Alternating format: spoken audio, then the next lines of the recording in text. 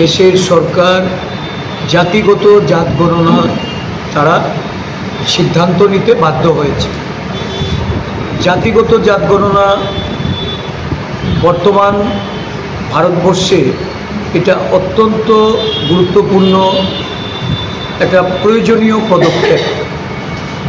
আমাদের সর্বভারতীয় কংগ্রেস সভাপতি মল্লিকার্জুন খার্গেজি, আমাদের সংসদের বিরোধী দলনেতা জননায়ক রাহুল গান্ধীজি সারা দেশে জাত গণনার পক্ষে জনমত প্রতিষ্ঠিত করে যখন এগিয়ে যাচ্ছিলেন, আদিবাসী, দলিত, পশ্চাৎপদ জনগোষ্ঠীর মানুষের অধিকারের লক্ষ্যে যখন সারা দেশব্যাপী একটা আওয়াজ এই বর্তমান শাসক দল এটা পরিলক্ষিত করে, রাজনৈতিক দুরভিসন্ধির থেকে সুবিধা গ্রহণ করার জন্য বিহারের নির্বাচনের প্রাক্কালে এই কেন্দ্রীয় সরকারের ক্যাবিনেটে এই সিদ্ধান্ত গ্রহণ করে।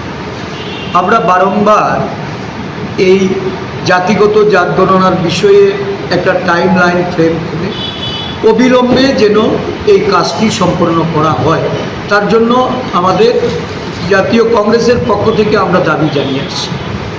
আমরা লক্ষ্য করছি যে এই জাতিগত জাত গণনার প্রয়োজনীয়তা আজকে কেন ভারতবর্ষে আজকে 11 বছর যে সরকার, এই সরকার একদিক থেকে যেমন সংবিধানের সংরক্ষণ বিলুপ্ত করতে চাইছে, আরেক দিক থেকে দেশের একটা বড় সংখ্যা যারা বেকারত্বের জ্বালায় ভুগছে, বেকারের সংখ্যা দিন দিন বৃদ্ধি পাচ্ছে, যার মধ্যে এসসি এবং এসটি জনগোষ্ঠীর মানুষ, তারাও আজকে শূন্য পদ থাকা সত্ত্বেও তাদের সংরক্ষিত আসনের মাধ্যমে চাকরি প্রদান করা হচ্ছে না বা সংরক্ষিত আসনগুলি সেগুলি পূরণ করা হচ্ছে না।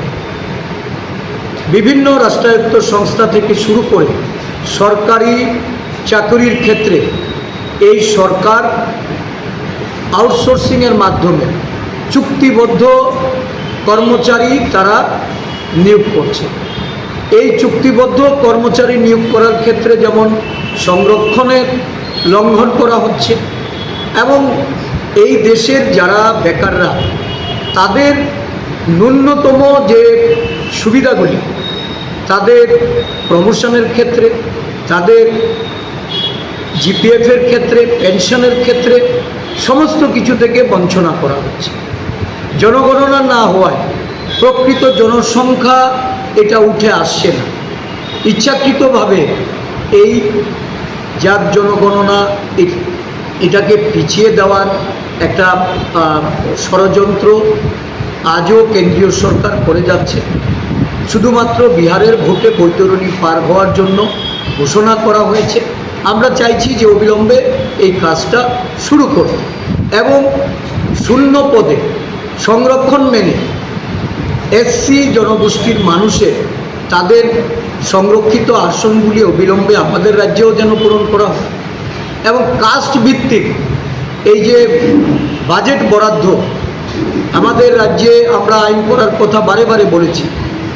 এটা না পূর্বতন সরকারের সময় হয়েছে, বর্তমান সরকারও কাস্ট ভিত্তিক বাজেট করা তাদের আইন তারা এখানে কোনো প্রয়াস নেই।